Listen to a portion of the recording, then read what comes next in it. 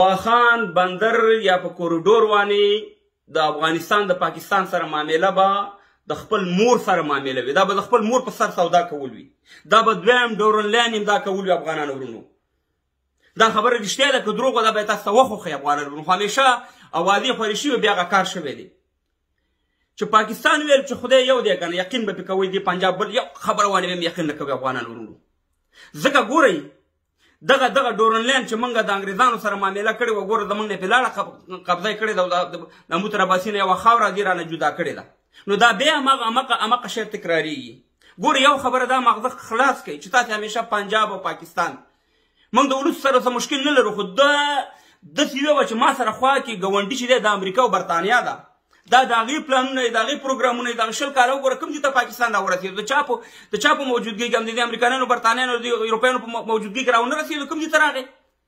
نو خبره دا ده چې پاکستان که چېرته موږ سره رښتونکی وي او په حقیقت کې دا د یو ګاونډي کردار ادا کوي نو څه ضرورت دی چې د بدخشان غرونه د واخان غرونه سوریکۍ دغه ته ځان وباسي تاجکستان او ازبکستان ته ځان وباسي. خو دغه د تورخم سیده لاره ده موټروی دې جوړه کړي ټرین تیار ریل ګاډي تر تورخمه پورې راغلی او سیده دا سړک همداسې تېره کړي څلور لکیرې وي 6 لکیره وي دی به هم خوشحاله وي موږ به هم خوشحاله وي. خو هغې دپاره به دا شرط دا وي چې موږ به انډیا ته ځان وباسو. دغه موټروی به او دغه ټرین دا به د انډیا نه همداسې شروع کېږي تاجکستان او ازبکستان همدغه شانې به ټول وصل کېږي.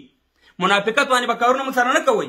او بل شرط بیا دا وي چې بالکل بارډر ماډر به نه وي څنګه چې د یوروپ سیستم دی او څنګه چې د عربو د اماراتو سیستم دی په دغه شان حساب باندې موږ سره دغه شانې باید طالبان دې سره دا معامله وکړي. خبره واورئ افغانانو ورونو.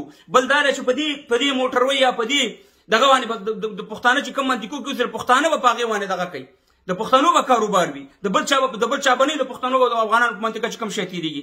نو خبره دا ده افغانانو ورونو چې دا یو ښکاره منافقت دی. د پاکستان اقتصاد بیا خراب شوی. نن د $1 نه 215 کلدارې جوړېږي. نن د یو برطانوي پونډ نه 215 کلدارې جوړېږي. بیا اقتصاد خراب شوی دی او دغه اقتصاد یې په 1992 کې خراب و چې مجاهدین صاحبان راله خپل ټانګونه خپل مهمات تیاري هر شی پرې خرڅ کړه. د پاکستان اقتصاد یې بېرته جوړ کړو چې بیرته خراب شو. په 2001 کې ورور صاحب مهربانه طالبان حکومت خرڅ کړو په اروپایان باندې. نو هغه د پاکستان د یو سیاستمدار خبرې واورئ. هغه وایي چې عربو ته الله تعالی تیل ورکړي موږ ته الله تعالی افغانستان نه کړی. نو موږ او تاسې باید په دې باندې غږ بدرګه کړو. د پاکستان سره باید موږ داسې معامله وکړو چې څه ضرور ده چې ته په غرونو کې سوري وباسې. خو دغه سیده سړک تېر شوی دی همداسې د تورخم د لارې همداسې ځه 4 موټروی وباسه همدغه شان دی ټرین تېر کړه تاجکستان او ازبکستان سره. خو دغه به دا وي چې په کومه ټرین او په کوم دیوان دغه تېرېږي چې کوم د پښتنو د افغانانو منطقي وي پای کې به صرف دا کار کوي. پنجابیان به دلته کار نه کوي. نو دغه ټولې خبرې دي طالبان په نظر کې ولري. بعضې خلک دلته راځي چې وروره تاسې د افغانستان په ودانۍ نه خوشحالېږئ. ورونو مغزم کار کوي. مومن مسلمان وي د یو سول نه 2 ځل نه خوړل کېږي. موږ خو پاکستان څو ځل وخوړلو.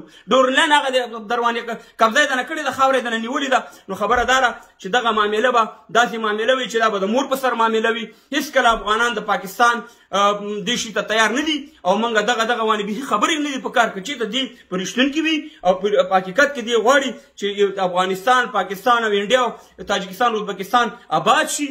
نو د اول د پاکستان دهشتګردي پرېږدي بیا دې د ترورستانو ډلې د لرې کې نه ټریننګ کوي پنجاب او بل د دا کار وکړي چې د تورخم د لارې د څلورانه تېره کړي موټروی دې تېره کړي همداسې او دا ټریننګ تېر کړي. دې به خوشحاله موږ به خوشحاله یو. خو ډورنلاین موږ په رسمیت نه پېژنو. دا اموتر عباسي نه یوه خاوره ده د افغانانو د پښتنو خاورې ده او اختیار به پرې د دې وي. په لانس پارمه دا ویډیو مخکې شیر کړئ.